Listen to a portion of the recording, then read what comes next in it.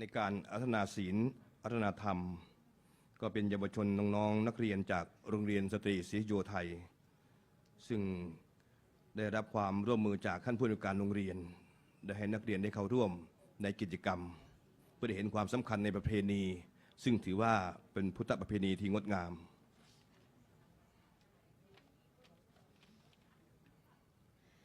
พระมาจะโลกาทิปติสามปติกันอัญชลีอันทิวรังอายาจะถังสันติทัสสัตตาปาราชักขาชาติกาเทเสตุธรรมังอนุกรรมปิมังปาชัง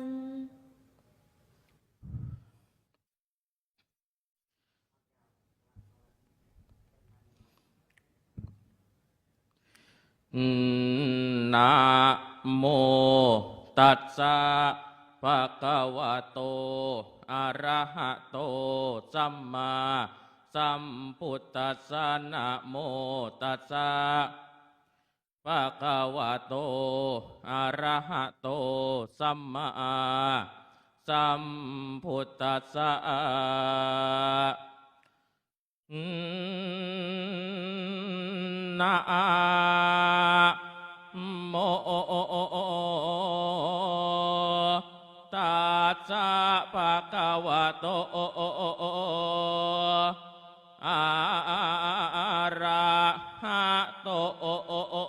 คะวะโตอะระหะโตสัมมาสัมพุทธัสสะ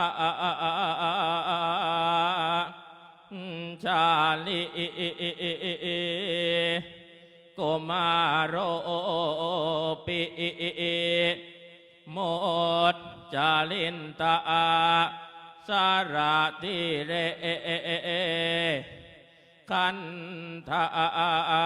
วารังนิวาสาเปตวะจาตุตาสารตา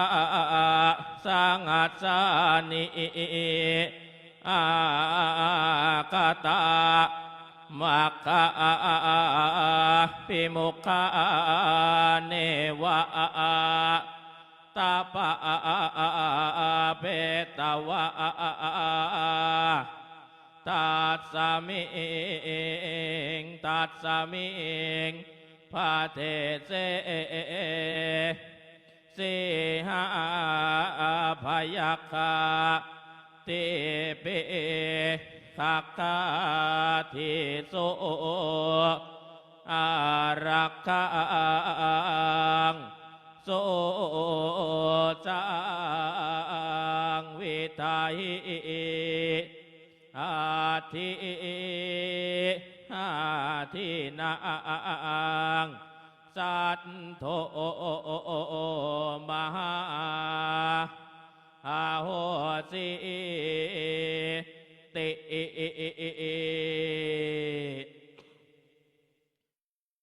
ณบัดนี้อาตมาภาพอยากได้แสดงพระธรรมเทศนามหาชาติเวสสันดรชาดกในการที่12คือการฉอกษัตริย์ในการที่วัดยานนาวา โดยการนำของพระเดชพระคุณหลวงพ่อพระธรรมวชิระโมลี ได้จัดงานแสดงพระธรรมเทศนา มหาชาติเวสสันดรชาดกสี่ภาค เพื่อเฉลิมพระเกียรติพระบาทสมเด็จพระเจ้าอยู่หัว สมเด็จพระนางเจ้าพระบรมราชินี และสมเด็จพระนางเจ้าสิริกิติ์พระบรมราชินีนาถพระบรมราชชนนีพันปีหลวง โดยในการฉลองกษัตริย์นี้อาตมาภาพก็จะได้แสดงเป็นทำนองภาษาใต้แต่ขออนุญาตโยมการพูดจาปราศัยขออนุญาตพูดเป็นภาษากลางเพราะอะไรเพราะว่าถ้าอาตมาภาพนั้นพูดเป็นภาษาใต้ทั้งหมดเกรงว่าญาติโยมนั้นจะไม่เข้าใจ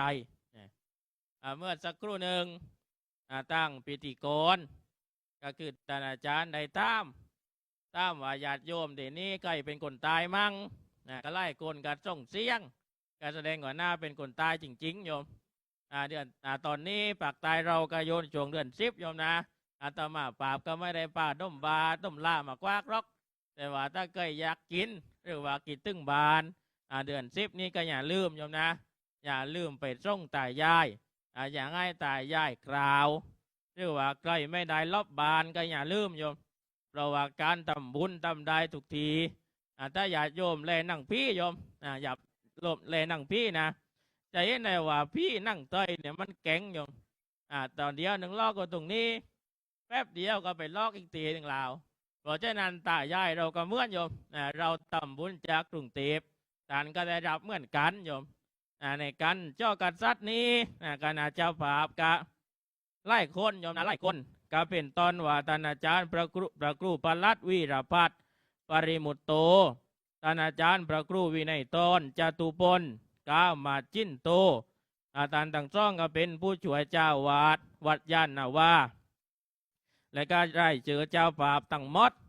อาตมาภาพก็คิดว่าน่าจะเป็นลูกศิษย์ลูก5ของฐานรวมกันเป็นเจ้าภาพในการช่อกัดซัดนี้โยมเพราะฉะนั้นต่อไปอาตมาภาพก็จะได้ดำเนินเรื่องแสดงในการช่อกัดซัดเป็นตำนองภาษาใต้เริ่มตอนก็ต้องเล่สักนิดก่อนโยมนะ อาตมาภาพการแสดงพระธรรมเทศนาเทวัดยานนาวาแห่งนี้นั้นเป็นครั้งที่2โยมครั้งแรกนั้นเป็นวันอาทิตย์ที่29มกราคม2560ตอนนั้นมาตอนนั้นเทศ2ธรรมาสโยมเทศ2ธรรมาสจัดโดยสถานีโทรทัศน์พระพุทธศาสนาวัดยานนาวาตอนนั้นเทศเรื่องศีล5คุณค่าความเป็นมนุษย์โยมเทศ2ธรรมาสเทศ2ธรรมาสกับพระคุณเจ้าวัดยานนาวาโยมแต่ตอนนี้ท่านศึกหาลาเพศไปมาเจอกันเมื่อสักครู่ก็ได้ทักทายวันนี้ก็เป็นครั้งที่2โยมบังเอิญวันอาทิตย์ที่29เหมือนกันแต่หลังมา7 ปีโยมตอนนั้นเนี่ยพอเทศจบทางการอื่นการภาคเหนือการภาคอีสานเขาก็บอกว่าแลให้พรสักหน่อยอาตมาภาพก็ปฏิเสธบอกว่าไม่แลแต่วันนี้มาเทศมหาชาติโยมต้องแลเพราะว่าถ้าไม่แลไม่เป็นมหาชาติเจริญพรญาติโยมนาทุกคนมาสร้างกุศลฟังเทศนาวันนี้ตั้งใจมาวัดยานนาวาจะนายปัญญาฟังเรื่องเวทนาสันดรประเทศวันนี้ด้วยความตั้งใจเดินทางมาไกลประกาศคำสอนเผยแผ่ธรรมะของพระชินนวรอาตมาต้องจรจากผัดนาตาลุงหลวงพ่อเจ้าวาดหลวงพ่อเจ้าวาดพระธรรมวชิระโมลีหลวงพ่อเจ้าวาดท่านมีเมตตาตัวอาตมา อ๋อคนตายซาตู่โยมคนที่ไหนนี่คนที่ไหนคนสงขลาต่อมาโยปัตตาลุงโยมนะหลวงพ่อเจ้าวาดท่านมีเมตตาตัวอาจนาตัมมาตั้งใจไม้มวงเดินทางไร่ลอยโลจากปัตตาลุงมากรุงเทพกะไล่ลอยโลโยมนะด้วยความตั้งใจตัวอาจตัมมาเดินทางไร่ลอยโลมาถึงเมืองกรุงจากปัตนาตาลุงด้วยความตั้งใจญาติโยม ญาติโยมทุกคนให้ตั้งใจฟังเทศน์เป็นบุญพิเศษกุศลยิ่งใหญ่ตันวาวายจะได้ปอบประทิงอริยเมตไตรทำบุญเอาไว้เราได้พึ่งพิงคนเราเกิดมาสับสินเงินทองเก็บไว้เป็นกองมากมายหลายสิ่งเวลาเราตายเวลาเราตายตุกสิ่งน่าต้องทิ้งนี่เป็นความจริงไม่ติดตัวไปญาติโยมกิจทุกญาติโยมกิจทุกที่มาวันนี้เพื่อสร้างบารมีกุศลยิ่งใหญ่จะได้พ้นบุญคือความบายใจต่อแต่นี้ไปฟังเทศนาตอนนี้เทศมาตอนนี้เทศมาตึงกัน12ญาติโยมพี่น้องก็ไม่นี่นาด้วยความตั้งใจด้วยความศรัทธาตัวอาตนาตัมมาจะได้เริ่มแสดงสำหรับเนื้อหาสาระในการโฉกกษัตริย์ก็ดำเนินมาถึงอยู่ตอนที่พระเจ้ากรุงสัญชัยจะยกทัพเพื่อมารับเสด็จพระเวสสันดรพระนางมัตสีกลับสู่กรุงศรีพีโดยพระเจ้ากรุงสัญชัยนั้นได้ยกทัพอยู่โดยให้พระชาลีกันหานั้นเป็นกระบวนหน้าเป็นทัพหน้าโดยให้ทรงช้างปัจจยนาเคนซึ่งเมืองกลิงกราชนั้นได้นำมาคืนเป็นที่เรียบร้อยเมื่อมาถึงเขาวงกฏ มาถึงเขาวงกฏระยะทางจากเมืองศรีพีมาถึงเขาวงกฏเป็นระยะทาง960 กิโล960 กิโลตามตำราท่านได้พรรณนาไว้อยู่ว่าได้ใช้ระยะเวลาทั้งหมด1 เดือนกับ22 วันใช้เวลามาถึงเขาวงกฏทีนี้พอมาถึงเขาวงกฏโยมพระเจ้าเวสสันดรพระนางมัตสีได้ทอดพระเนตรเห็นทัพของพระเจ้ากรุงสัญชัยพระเวสสันดรก็มีความตกใจโยมเพราะว่าพระเวสสันดรพระนางมัตสีอยู่ป่า2 พระองค์วันดีคืนดีมีทัพม้าทัพช้างเยอะแยะโยมพระเวสสันดรตกใจดังอาตมาภาพจะได้ แลเป็นภาษาใต้โยมนะ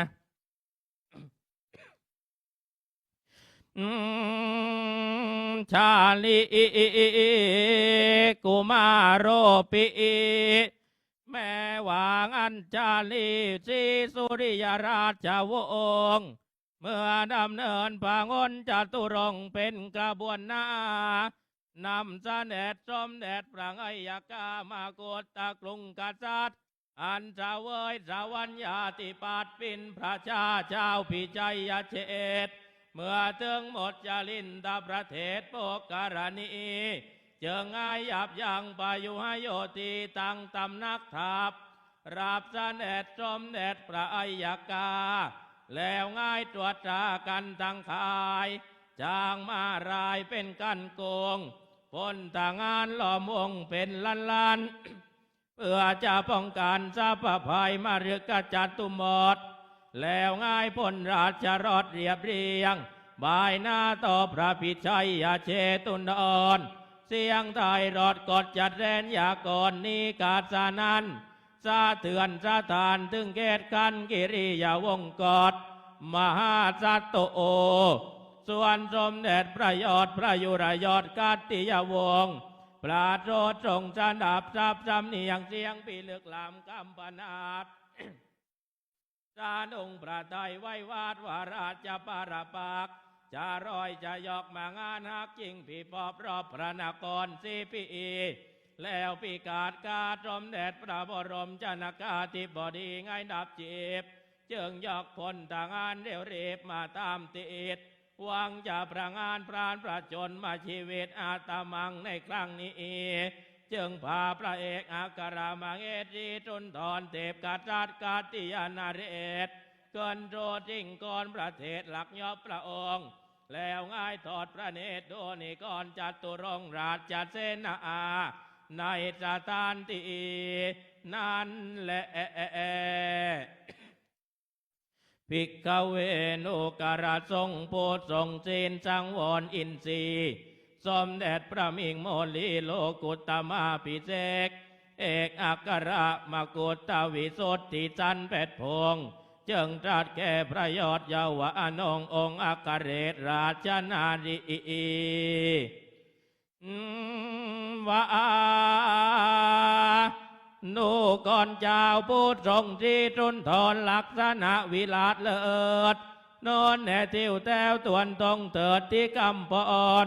เสียงไทยรอดกอดจัดแรนยากรนี้กะกองเกือกปีเลือกละอาน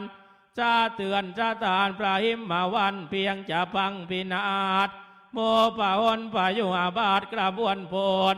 นี้กระเกลื่อนกลนกราดพนาเวทโดดหนึ่งเกลื่อนในสมุทรกาณเรศไม่รู้กี่โกดมัดสีเอ่ยมัดสีเอ่ยเราตั้งจองในครั้งนี้กาโจดเสมอเหมือนมารึกขมาศอันโมปเนจรใจจะกาดจวนกันมากันกลางวางกายรายปอกไว้ตุกจองเมื่อเธอจะบองแบกออกและเห็นเล่าร้องเปล่าการในเหลือกสันเอาแต่ถั่วพีแล้วก็ลายตอนตีไงลงลมรวมกันทิมแทงไงถึงชีวิตอันตรายออกเราตั้งจองในครั้งนี้กะมันไม่เหมือนจะนานเนื้อแท้มันมาตามตันจึงต้องเนรเทศให้นิราชนาคเรศมาอยู่พรายแล้วยังไม่ผ่อนภัยมงอรินทรราชเราตั้งจองในครั้งนี้ก็จะพินาศเสียเป็นมันคงในพนัสสะแนนดงนี้แล้วแลสมเด็จพระมัตสีทิวิสุทธิกษัตริย์รัตนราชกัญญาเมื่อจะนับจานพระปัจจนางอนุลเดชนางเท้าเธอกระทอดพระเนตรนิกรเซนีกาตราบว่าปนเจ้าพระนครสีพีเนตรนักจึงโตน จึงโตนพระจอมปินปักอักกรณเรศหวังจะง่ายบรรเทาไตใจในพระราชงหฤทัยว่าพระพุทธเจ้าข้าพระองค์อย่าได้จงใจในพระบารมีพระรอมกล่าวจะได้ตรัสแก่พระร้อยที่จันแปดโพธิญาณจากกามคนตรัสให้ผ่อนโอกากันนานจะตุราปเยตโจลิวาลัยนาคเรศรังอภายเทิงแม่นมาดว่าปัจจามิตรมูลใดจะประทุษรายอาจาพินาศจิบง่ายภายแพ้พระบารมี โดดดังอักขีงานหน่อยนิดนึงนานหรือจะเป้าพรานซึ่งบางอันพลนาทีทานในเอือดแหงกาแท้สิ้นก็จะดับแสงให้เสื่อมสูญสิ้นดิที่เรื่องจำรูนระเรื่องร้อนพระองค์ก็ทรงพระคุณดังสิงกรเขาสิเนรุราชผู้ใดไกลหรือจังอาจในเองเอียนอันตรายได้จงดำรงพระทัยดำริกรเห็นจะตรมดังอุดมบังอัศนาพรไม่เพียนพิษอันสมเด็จพระบรมมาจุราริศประสิทธิประสาทจะรอยจะเป็นตาพระปิตุราชออกมารับเสด็จ ระบรมโนจันทร์แผดคืนสู่พระนครกลันเท้าเถิดจงจันดับกางายอาวรวางตะเวทจึงพาพระเอกอัครเรศราชกัญญาเสด็จคืนพระบรรณาชาลาทรงสถิตมีพระกมลลาสมาธิจิตไม่ได้กำปนาดโดดหนึ่งสุวรรณปฏิมามาตอันบุคคลล่อแล้วมาตั้งไว้ในหน้าพระอาตรมนั่นแหละเมื่อทัพของพระเจ้ากรุงสัญชัยพระนางผุดสดีจารีกันหาได้เสด็จไปถึงเขาวงกฏพระเวสสันดรพระนางมัตสีเมื่อได้เห็นทัพทั้งหมดก็เกิดความกลัวคิดว่าทัพนี้เป็นทัพที่ยกมาตีเมืองศรีพีจนแตกพ่ายแล้วปรงพระชนชีวิตของพระราชบิดาพระราชมารดาให้สิ้นชีวิตเป็นแน่แท้แล้วยกมาที่เขาวงกฏเพื่อที่จะประหารชีวิตกำจัดเราให้เมืองศรีพีนี้เรียกว่าขาดผู้ปกครองในการต่อไปจึงพาพระนางมัตสีขึ้นสู่ภูเขาเพื่อที่จะแอบพระองค์เพื่อที่จะหลบจากกองทัพแต่พระนางมัตสีได้ตรวจดูกองทัพทั้งหมดแล้วได้กราบทูลพระเวสสันดรว่ากองทัพเหล่านี้นั้นพระองค์สังเกตดูดีๆว่าไม่ใช่เป็นทัพเพื่อที่จะไปออกรบเพื่อที่จะไปจับศึกแต่ประการใดการแต่งกายของทหารพระองค์ลองดูเป็นการแต่งกายแบบมงคลไม่ใช่เพื่อที่จะไปออกทัพจับศึกเมื่อพระเวสสันดรดูอย่างนั้นแล้วก็เชื่อพอเชื่อแล้วพระนางมัตสีก็ได้กราบทูลพระเวสสันดรว่ากองทัพนี้เป็นกองทัพของเมืองศรีพีที่มารับเสด็จพระองค์กลับเมืองเพราะว่าหม่อมฉันได้อธิษฐานให้พระราชบิดาพระเจ้ากรุงสัญชัยพระราชทานอภัยโทษถ้าญาติโยมจำได้พระนางมัตสีได้อธิษฐานในการสักกบับโยมแล้วก็มาสำเร็จเอาในตอนนี้โยมท่านบอกว่าถ้าใครทำบุญในช่วงนี้ก็จะมีแต่ความสำเร็จเมื่อเป็นเช่นนั้นพระเวสสันดรเชื่อว่าเป็นทัพของเมืองศรีพีแล้วก็จึงพาพระนางมัตสีลงจากเขาโยมลงจากเขาวงกฏมากลับมาที่อาสมบทเหมือนเดิมกลับมาที่อาสมบทเหมือนเดิมภิกขเวนุการะทรงโพธิทรงศีลสมาธิญาณส่วนสมเด็จพระจอมปอบปูปานพระนครศรีพีที่จันชัยนาราธิเบศรจึงตรัสแก่พระเอกอัครเรศราชเทพีปุตตานิงอดุลลักษณะวิราชว่าเราจะก้าวไปสู่ตำหนักพระโอรสาธิราชพร้อมกันอาจจะบังเกิดเจ้าแสนจันกำจดโรคด้วยอัญญมัญญวิโยคยายีตัวกองผีนี้จะก้าวไปก่อนเจ้าจึงบอดตาจรก้าวไปตามภายหลังแล้วไงจองกุมังรอรังหยุดสุดตายจึงคอยป้อนปลายก้าวกันไปเป็นลำดับแล้วเท้าเธอกะง่ายกลับทับประเทียบพลบายหน้าเกินพระนครมนกลสกลละอาณาเขตจึงจะเด็ดลงจากพระกาจาตเรศราชกุญจรจงพระภักปุริตาพรจะเวียงพระงังสา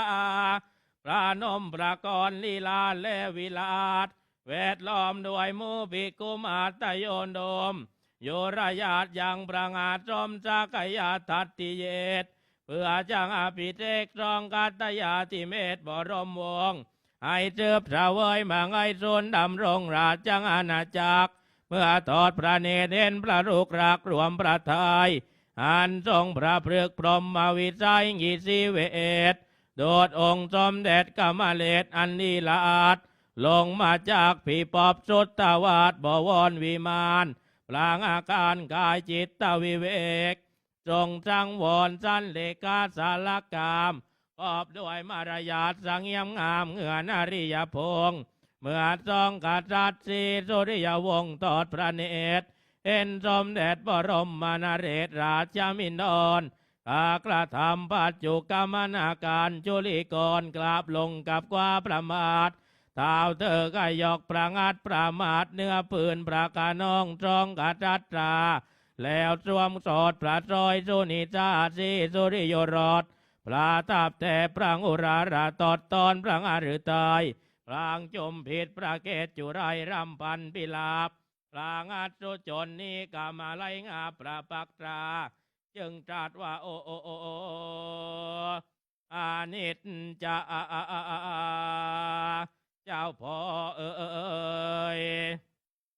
พระไรเลยจังมาตอกยากไม่ก่อนเลยจะเสวยทุกลำบากถึงเพียงนี้กาดจีโวกุจลังปุตตาพระลูกยังคอยเสวยสุขนิราชโรกันตารายต่างเลือบยงรินรายไม่มาราวีเลี้ยงพระชนจีบจานดวกดีอยู่ดอกหรือพระลูกแก้วต่างเล่าตีกาจาดไม่มีวิแววมาเบียดเบียนนายหิมเวทนี้ก็ย่อมมาเกียนไปด้วยพระราชตุมาตยังมีมายำยีถึงบริเวณพระอาวาสบางหรือว่างามีนายพระลูกเต่าเตอกระจัดการไกกันอิทูลว่ากาแต่นเรนโซนสมมติเทเวตโอเป็นปินปอกเกตปีปอบซีพีชีวิตกองกาประมาทตั้งตรองนี้พระพุทธเจ้ากาศิราได้แต่ความลำบากอยากแกนแสนกันดานโดยแสวงหามูลพลางานมาเลี้ยงกันเป็นนิจนิรันดร์ไม่เว้นวายพระคุณกองลูกจักเสวยความสุขสบายมาแต่ไหนมีแต่ความลำเกินใจนี้มาเพิ่มพูนเสียกติยาเพศตั้งประเกียรติศักดาเดชนี้กะเอื้อหายโดดเนืองดูรงรายงันแรงประโยชน์หันนายจารตีกระทำให้รันตดต้อยกำลังข้าเหมือนพระลูกยากนิเวศเวียงวังมาอยู่ไพรไกลกว่าประมาทสมเด็จพระบรมจะนอกนาถราชมันดาได้แต่ทุกขเวทนาตรัสรักตรัสจำพระจริยรูปนี้ก็มาสูบกลัมมนมองพระเจ้าวิวันที่ปุดปองกะเปิดปิดทุกสิ่งทรัพย์จะวิปริตกว่าแต่ก่อนกาลเมื่อพระเจ้ากรุงสัญชัยพระนางมัตสีชาลีกันหายกทัพมาถึงยังเขาวงกฏพระเจ้ากรุงสนชัยก็ได้ปรารภกับพระนางปุษดีว่าการที่เราจะเข้าไปสู่อาสมของพระเวสสันดรพร้อมกันนั้นเห็นจะไม่สมควรเพราะว่าจะทำให้เกิดความโศกเศร้าเป็นอันมากควรที่เราจะแบ่งเข้ากันไปทีละคนเนี่ยโดยให้พระเจ้ากรุงสนชัยเข้าไปก่อนพระนางปุษดีเข้าตามต่อไปและกันหาชาลีเข้าสุดท้ายในที่สุดเมื่อพระเจ้ากรุงสนชัยได้เข้าไปยังอาสมของพระเวสสันดรเมื่อพระเวสสันดรพระนางมัตสีได้ทอดพระเนตรเห็นพระเจ้ากรุงสนชัยแล้วก็กระทำการต้อนรับตามการอภิวาทกราบลงกับฝ่าพระบาทหลังจากนั้นทั้งสองพระองค์ก็ได้จัดสนทนาถามถึงความเป็นไปของชีวิตโดยพระเจ้ากรุงสนชัยได้ถามพระเวสสันดรว่าการใช้ชีวิตอยู่ในป่านั้นเป็นอย่างไรบ้างมีความสะดวกสบายหรือมีความยากลำบากประการไหนในป่านั้นมีสัตว์ร้ายต่างๆเข้ามาเบียดเบียนบ้างหรือเปล่าพระเวสสันดรก็ได้กราบทูลพระเจ้ากรุงสนชัยว่าการใช้ชีวิตอยู่ในป่านั้นยากลำบากด้วยการหาอาหารมาเสวยประทังชีวิตในแต่ละวันนั้นไม่ใช่เรื่องง่ายการอยู่ในป่าไม่มีคนรับใช้ไม่ได้เป็นกษัตริย์เหมือนแต่ก่อนไม่มีอำนาจที่จะสั่งบังคับใครจะทำอะไรก็ต้องทำด้วยตัวของพระองค์เองเพราะฉะนั้นมีแต่ความยากลำบากหลังจากนั้นพระเวสสันดรก็ได้กราบทูลพระเจ้ากรุงสัญชัยว่าสองหลานรักของพระองค์ก็คือชาลีและกันหาพระเวสสันดรนั้นได้ยกให้เป็นปิยปุตตทานแก่ชูชกไปแล้ว จูจกก็ได้นำจารีกันหานั้นไปขอทานตำต่างๆนานาเป็นทาสรับใช้ตั้งตีตั้งเคี่ยนตอนนี้ไม่รู้จะเป็นอย่างไรบ้างนึกอีกทีก็เป็นห่วงจารีกันหาแต่ว่าที่ยกให้ไปนั้นก็ว่าปรารถนาพระโพธิญาณพระเจ้าพระเจ้ากรุงสนชัยก็ได้บอกแก่พระเวสสันดรว่าไม่ต้องเป็นห่วงเพราะว่าจูจกนั้นได้พาจารีกันหาไปขอทานถึงกรุงศรีพีแล้วตอนนี้เราก็ได้ไถ่ถอนจารีกันหานั้นให้เป็นไทยแล้วตอนนี้ก็มารับเสด็จพระเวสสันดรพระนางมัตสีกลับเมืองศรีพีด้วยหลังจากนั้นโยม หลังจากนั้นจะกล่าวถึงพระนางปุษดีเมื่อเห็นว่าพระเจ้ากรุงสัญชัยได้เข้าไปยังอาสมของพระเวสสันดรพระนางมัตสีพอสมควรพระนางปุษดีก็เข้าไปสู่อาสมของพระเวสสันดรต่อไปจะเป็นแลโยมก็เรียกว่าแลหกกษัตริย์สลบภิกขเวโนการะทรงผู้ทรงศีลสังวรอินทรีย์เมื่อจองกษัตริย์สัตว์สนทนาในพระราชปฏิจันทานกานานันสมเด็จพระพุทธนีจีวิมลมานมากุฏตั้งอนงจึงทรงดำริว่าปานจานีจองกษัตริย์จากเสื่อมโศกีกรรมจดโศกจึงทุกวิโยกอันรุมร้อนหัวหน้าตมาจะบทตาจรทรงอาสมบทนางเท้าเธอกาจันเด็ดด้วยดิเรกยอดกัตติเยตแวดล้อมด้วยแสนเจ้าสุภลักษณ์นาเรศราชกำนานจันเด็ดถึงกอบขันกัตติยาวาดตอดจะลองประมาทบทจรลีกาชวนจองกาจัดตอดพระเนตรเห็นพระพุทธนิราชมันดากาจาเนตออกกระทำปัจจุกรรมนาน้อมประเกตตาวายตดสนักบทวเรศราชชนนานีกานานันประกานาจารีบรมนัดดานาถอาเวทล้อมด้วยอเนกกุมารราชบริพารสาเด็จถึงอาสมสถานทิพยานิเวศส่วนพระมัตสีได้ตอดพระเนตรเด่นพระลูกยาวตั้ง2 องค์ไม่งาที่จะดำรงพระสรีรกายให้ราชำราชาเชียววันพระสวงทรงประกันแสงสาเด็จจนสุดแรงไม่รอรางเมื่อหนึ่งแม่โกนมอันนิราชบุตรกลาเน้นลูกแล้วกาแสนสุดกำจดตะเวทสมเด็จพระอัครเรศราชมารดามีพระสกลกายานิกกรรมปนาตโดดแม่หมดอันผิดชาติก้าวสุดจริงส่วนจองกุมารนี้กวิ่งก้าวกอดพระชนนานีสามกษัตริย์กทรงพระโชกีรำพันพิลาบจนถึงวิสัญญีภาพสลบลงนี่กานาผิดสาวงสังเวชกิราธาระอาอันว่ากระแสรถวาเรศกิโรตอกนี่กาไลตอกออกจากตาวก้าวในครองพระโอษฐ์จองกุมารอาเหมือนว่าพระกานาจารีไม่ได้เสวยกิราวารีรถพระอาทัยก็จะระตวยระตอดเรือแรงง่ายเหมือนจะวางวายพระชนมาชีวิตส่วนสมเด็จบรมมาปิดเปตสยันดรเมื่อทอดพระเนตรเด่นจองบังอ่อนอักขราปิโยรสอาทรงพระกรรมจอดสินชมปริดีตั้งสมเด็จพระอัยกาอัยกีกากันแจ้งจุดแสนปิลาบจนถึงวิสัญญีภาพตั้งออกพระองค์บรรดาพวกพระอนจัตุรงกราชมนตรีตั้งแสนเจ้าพระสนมนารีนิกรกำนานขาจวนกันโศกจันหล่อมสลบศพสังเวชเส้นทางบริเวณจังหวัดสักกายตัตติเยตกัตติยาสมปานประหนึ่งว่ากำลังลมอยู่กันตวาดอันปัจจาละวันให้ล้อมเนรเทศเป็นอัศจร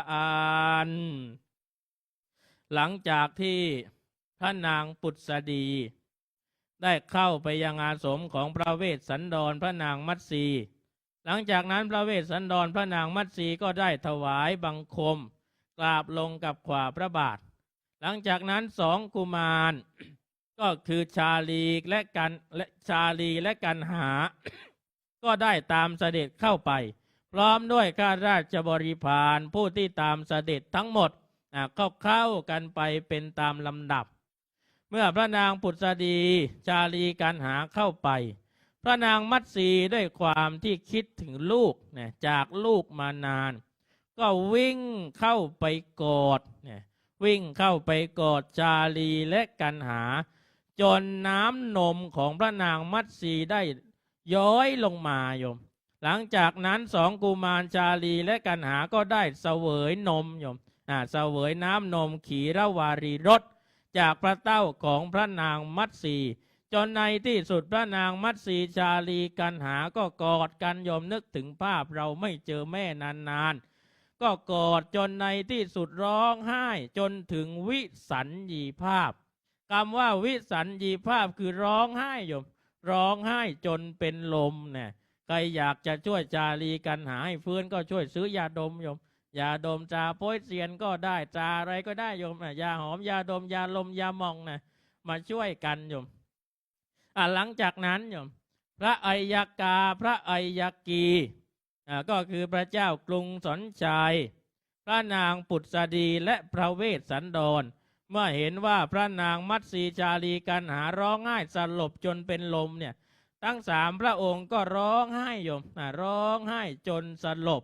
ถึงวิสัญญีภาพทั้ง6 กษัตริย์โยมหลังจาก6 กษัตริย์สลบแล้วข้าราชบริพารที่ตามเสด็จทั้งหมดโยมทั้งนางสนมนารีกำนันทหารม้าทหารช้างทั้งหมดก็ได้สลบโยมถึงวิสัญญีภาพทั้งหมดตอนนี้ทุกคนสลบหมดแล้วโยมเหมือนกับโยมตอนนี้โยมสลบหมดแล้วหลังจากนั้น ก็เกิดโยมเกิดมหัศจรรย์บันดาลก็คือแผ่นดินไหวเกิดโกลาหลทั่วสกลจักรวาลจนถึงพิภพจนถึงเมืองบาดาลก็คือจนถึงภูเขาสิเนรุราชโยมเกิดมหัศจรรย์ท้องฟ้าแปรวิปริตปั่นป่วนโยมซื้อยาดมโยมบอกซื้อยาดมสาธุจาโพยเสียนก็ได้โยมนะขานานานกาบังเกิดโกลางนตัวจะกลกำเริบรอบจะเตือนจะทานถึงเกตขอบจักรวาลเพื่อนผารุตาทานนี้กามากรรมปนาดตาลอดถึงผีปอบจุดตาวาดอันสูงสุดสาคาโรตั้งปลามางาจาก่อนสามดนี้กะติของน้องระลอกกล้าตอบกล้าต่างฟังกล้าจอกจัดจานสีเนรูปปตาราชาตั้งกุลเก้าพระหิมมาผ่านรัตพันตาสีเนรุราชการน้อมยอดอย่างจังอาภิวาทพระมารามิสักโกเทวราชาส่วนสมเด็จพระวชิราภานีมกุฏตเทเวศจงพระงาวัจนาการกาสาเวทเองมางัจจันจึงบรรดานาคนโบกราวัดสันวัดสิกาธาราให้ตกลงในที่จุมนุมกัตติยาวงศาตั้งอกกัดจัดกาก้อยบันเทาที่ตุกโตมานัดจุมเจือนต่างก็ได้คืนสะสมปรดีปอนจากวิสัญญีภาพนั้นแหละภิกขเวดูกระทรงผู้เห็นภัยในวัฏสงสารเมื่อมางัจจันบันดาลบังเกิดจลาจรตัวจะคนโลกตาดต่างอาคนโบกราภิดุลชาตกลงพระพรหมในตำแหน่งกัตติยาสมาคมควรจะปรีนาตุกมูมวดมุกกยามาตยาติจาจาดเสนาพฤกษามาตราชกวีอีกตั้งปราชนมนารีนิกรอนงตั้งพวกปะหนจัตุรงประจากรเกิดโลมาจาดสยศสยองแสดงพระเนตรต่างกระจวนกันน้อมประเกตกราบบังคมทูลวากา แต่นเรนทรูนสมมติเทวราชจงทรงพระกรุณาโปรดอดโทษที่ประมาทแต่ลังมา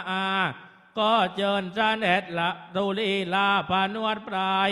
จงถึงกาติยาวิจัยสวรรค์เยตเกินพระนครอันพิเศษด้วยสิริสมบัติเจิบสาเวยสวรรค์ยาติปัตตวัญญาวงศ์เป็นมิงมากฏตาดำรงจากลหลังอาณาจักรจะได้เป็นที่พึงพำนักสัตวานิกรให้บรรเทาที่ทุกข์เดือดร้อนระงับภัยโดดมางาสเวตจัดใจอย่างอันกลางการได้ร่มเย็นไปทุกอเนกอานันนิกรประชาชนจงทรงพระกรุณาโปรดรับนิมนต์กาประมาทกงเสนาพฤกษามาตราชประชาอันมาทูลอาราธนาอยู่นี้เติดหลังจากที่6 กษัตริย์พร้อมด้วยข้าราชบริพารที่ตามเสด็จทั้งหมดได้สลบจนเกิดมหัศจรรย์บันดาลไปทั่วสกลจักรวาลเรื่องก็ทราบถึงท้าวสักกะเทวราชโยมคนดีมีปัญหาคนดีมีภัยเทวดาก็ต้องช่วยเนี่ยท้าวสักกะเทวราชก็ทราบว่าตอนนี้6 กษัตริย์พร้อมด้วยเสนาอำมาตย์ข้าราชบริพารที่ตามเสด็จ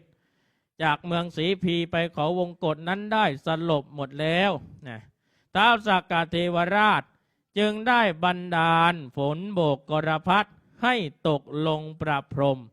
เมื่อฝนโบกกรพัดได้ตกลงประพรมแล้ว6 กษัตริย์พร้อมด้วยข้าราชบริพารทั้งหมดก็ได้ฟื้นคืนสติโยมฟื้นคืนสติจากการสลบหลังจากนั้นข้าราชบริพารก็ได้อาราธนาทูลเชิญเสด็จพระเวสสันดรและพระนางมัตสีให้ลาจากเพศบรรพชิตให้ลาจากการบวชเป็นฤาษีให้กราบสู่พระนครศรีพีตามเดิมโยมเนื้อหาสาระของการฉกษัตริย์ก็จบลงแต่เพียงเท่านี้โยมท่านได้บอกเอาไว้ว่าผู้ที่ได้เป็นเจ้าภาพในการฉกษัตริย์นี้หรือว่าผู้ที่ตั้งใจฟังการฉกษัตริย์ตั้งแต่ต้นจนจบจะมีแต่ความสมหวังโยมเห็นไหมว่ากันนี้มีแต่ความสมหวังโยมสมหวังอย่างไรคนที่พลัดพรากกันเนี่ยก็จะได้เจอโยมเมื่อก่อนเนี่ยอาตมาภาพชอบดูรายการทีวีอยู่รายการหนึ่งโยมอาตมาภาพคิดว่าที่นี้ก็น่าจะมีคนเคยดูโยมรายการวันนี้ที่รอคอยโยมเห็นไหมที่ตามหาญาติกันเนี่ยตามหาญาติที่ว่าหายกันไป10 ปี20 ปีพอเจอกันแล้วร้องห่มร้องไห้โยมกันนี้โยมทำบุญกันนี้จะได้พบเจอญาติเนี่ยเป็นการแห่งความสมหวังนี่คือเป็นอานิสงส์โยมสำหรับก็คิดดังที่อาตมาภาพได้กล่าวไปแล้วในตอนต้นโยมว่าเราฟังเรื่องเวสสันดรชาดกเราต้องได้ปัญญาโยมสำหรับก็คิดคติธรรมในการฉกษัตริย์นี้เนี่ยเราท่านทั้งหลายจะเห็นได้ว่าชีวิตของพระเวสสันดรโยมเป็นชีวิตที่น่าศึกษาเมื่อก่อนอยู่เมืองศรีพีอยู่ราชวังมีแต่ความสะดวกสบายพอมาอยู่ป่าอยู่เขาวงกฏชีวิตก็มีแต่ความลำบากโยมไม่สามารถที่จะสั่งบังคับใครโยมนี่แสดงให้เห็นว่าคนเราโยมต้องประสบพบเจอกับโลกธรรมโลกธรรมคืออย่างไรโยมโลกธรรมคือเมื่อก่อนขึ้นสูงสุดก็ลงต่ำสุดได้โยมโลกธรรมมีอยู่2 ฝ่ายคือฝั่งอิทธารมฝั่งอนิทธารมมีได้ยศได้ลาภมีความสุขและก็ได้รับการชมโยมฝั่งที่ไม่ต้องการก็คือเสื่อมลาภเสื่อมยศมีความทุกข์คนด่าโยมแต่ว่าทั้ง2 อย่างนั้นเราต้องประสบพบเจอชีวิตของพระเวสสันดรพระองค์เจอโยมตอนอยู่วังก็มีความสุขมียศมีตำแหน่งได้ทุกสิ่งทุกอย่างแต่พอไปอยู่ป่าโยมไม่มียศไม่เป็นกษัตริย์ไม่เป็นกษัตริย์แล้วโดนถอดยศไม่สะดวกไม่สบายตอนให้ช้างไปเป็นตาเนี่ยไม่ยอมคนด่ากันคนไม่เข้าใจพระองค์ก็ด่า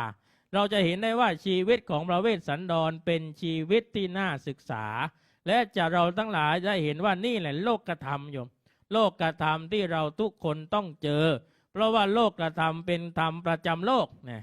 คนที่เกิดมาบนโลกใบนี้ต้องประสบพบเจอไม่ว่าจะทุกข์ขนาดไหนจงท่องคำว่าเดี๋ยวมันก็ผ่านไปโยม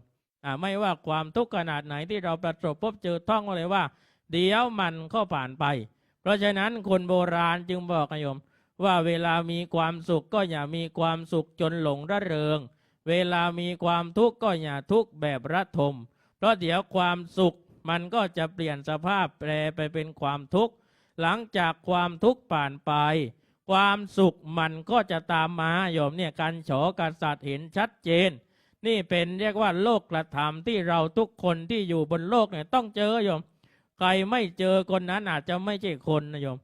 เกิดเป็นคนต้องเจอเพราะฉะนั้นการแสดงพระธรรมเทศนาในการโฉกษัตริย์อาตมาภาพก็ได้ใช้เวลาแสดงมาพอสมควรโยมท้ายที่สุดนี้ก็จะได้แลเป็นพรลาโยมนะแลเป็นพรลา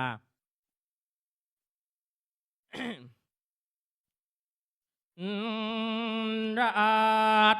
ตานัตนาตายานุภาเวนาก็อำนาจพระปกป้องน้องพี่ตุกโศกโรคไปอย่าได้ราวีความสุขมากมีไม่มีมนมองกิจไรใดนั้นเหมือนที่ฐานปัญนาให้มีเงินตราเก็บเป็นกองมีจับสมบัติตั้งเงินตั้งทองให้ญาติพี่น้องรักษามักกีสุขภาพแข็งแรงห่างไกลโรคไปจะเดินทางไปไหนให้ปลอดภัยนาทุกทีมีลูกมีหลานก็ให้เป็นคนดีได้ทำหน้าที่เป็นเจ้าคนนายคนข้อนี้สำคัญโยมคนที่มีลูกก็ปรารถนาต้องการให้ลูกเป็นคนดีข้อนี้สำคัญใครที่ฟังไม่รู้เรื่องก็สะกิดคนข้างๆโยมคนที่เป็นคนใต้นะบอกว่าแปลให้ฟังหน่อยว่าพระเลให้พรว่าอย่างไรนะพระมาจากพัทลุงโยมลืมถามว่าใครเคยไปจังหวัดพัทลุงแล้วบ้างโยมเคยไปยังสำหรับคนที่ยังไม่เคยไปโยมถ้าตัวไม่ได้ไปก็ลองฝากธนบัตรไปดูโยมนะถ้าตัวยังไม่เคยไปก็ลองโยมลองให้ธนบัตรไปเที่ยวก่อนแล้ววันหลังเรามีโอกาสเราค่อยไปโยมนะสุขภาพแข็งแรงห่างไกลโรคไปจะเดินทางไปไหนให้ปลอดภัยหน้าทุกทีมีลูกมีหลานก็ให้เป็นคนดีได้ทำหน้าที่เป็นเจ้าคนนายคนฟังเทศน์มางาจาดวัดยานนาวาญาติโยมนาที่มา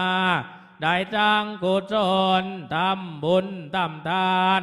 วันนี้นาทุกคนให้ได้ยินยนต์มักบนนานิพพานสุขภาพจิตดีไม่มีความทุกข์มีแต่ความสุขอายุยืนนานทำธุรกิจไรให้มีกำไรตุกกิจนาจากการมีบริวารลูกน้องกองใจก็ง่ายลาบยอดก็ง่ายลาบยอดปรากฏนาแก่ทานมีทุกข์จำรานไม่ทุกข์เรื่องร้ายให้มีคนรักให้มีคนรักไม่ว่าไปหน้าที่ใดก็ให้รวยตั้งใจกันไปหน้าทุกคนเทศมาจนจบกรอบตามหน้ากำพีต้องลาน้องพีปลอมดหน้าเวลาถ้ามีโอกาสปอบกันหน้าปีหน้าตาวัดยานนาวาท่านนี้นิมนต์ก็จบกำบนเอาไว้หน้าเต่านี้ให้โยมโชคดีกันไปหน้าทุกคนอย่าได้ละเลยเรื่องการหน้ากุศลให้โยมทุกคนมีแต่ความสุขกาย มีแต่ความสบายใจ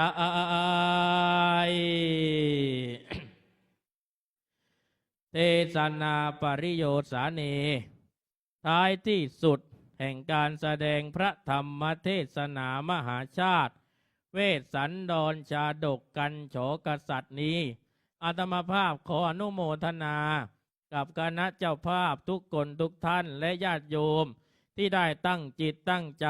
ฟังเทศมหาชาติในการโฉกษัตริย์นี้ตั้งแต่ต้นจนจบลง